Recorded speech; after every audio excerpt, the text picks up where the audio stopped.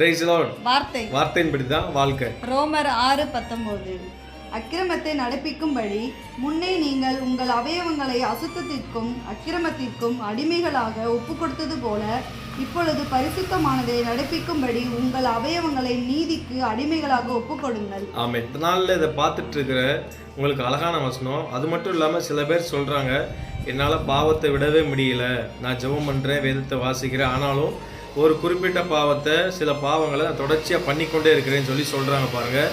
அதுக்கு காரணம் என்ன அப்படின்னா, அந்த பாவத்தை நீங்கள் செய்யும் பொழுது உங்கள் அவயவங்களால் அதை நீங்கள் ஒப்பு கொடுத்துருந்தீங்க. உங்கள் அவயவங்களை எல்லாத்தையும் அந்த பாவத்துக்கு அடிமைகளை ஒப்பு கொடுத்துருந்தீங்க.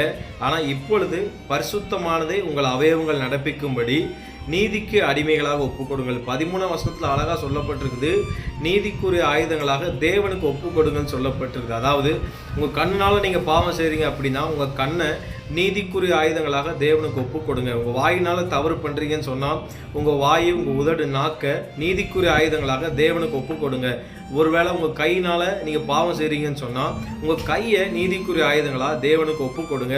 ஒருவேளை உங்கள் கால் போக வேண்டிய இடத்துக்கு போகுதா, கால்னால நீங்கள் பாவத்தை செய்கிறீங்களா, ஆண்டவருக்கு பிடிக்காத இடத்துக்கு நீங்கள் போய் நிற்கிறீங்களா, சொல்லுங்கள் ஆண்டவர்கிட்ட, இந்த கால நீதிக்குரிய ஆயுதங்களாக தேவனுக்கு அடிமைகளை ஒப்பு கொடுக்குறேன்னு சொல்லுங்கள். ஆண்டவர் நீங்கள் எப்பொழுது ஆண்டவருக்கு நீங்கள் அடிமைகளை உங்கள் அவயவங்களை ஒப்பு கொடுக்குறீங்களோ அதை ஆண்டவருக்கு ஹேண்ட் ஓவர் பண்ணி அவர் கடத்தில் எடுத்துக்கிடுவார். இனி உங்களை பாவம் மேற்கொள்ளாதபடி அவர் பார்த்துக்கொள்வார். இதை நீங்கள் செய்து பாருங்கள். இந்த ஜெபத்தை நீங்கள் ஏறெடுத்து பாருங்கள். நீங்கள் பாவம் செய்யும்போது அசுத்தத்துக்கும் அக்கிரமத்துக்கும் காம விகாரத்துக்கும் உங்கள் அவயவங்களை நீங்கள் ஒப்பு கொடுத்துருந்தீங்க. அதனால பாவம் உங்களை மேற்கொண்டது.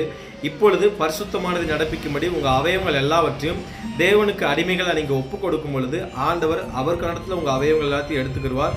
உங்களை ஆண்டவர் பாவம் மேற்கொள்ளாதபடி பார்த்துக்கொள்வார். ஆமென். God bless you. ஆமென்.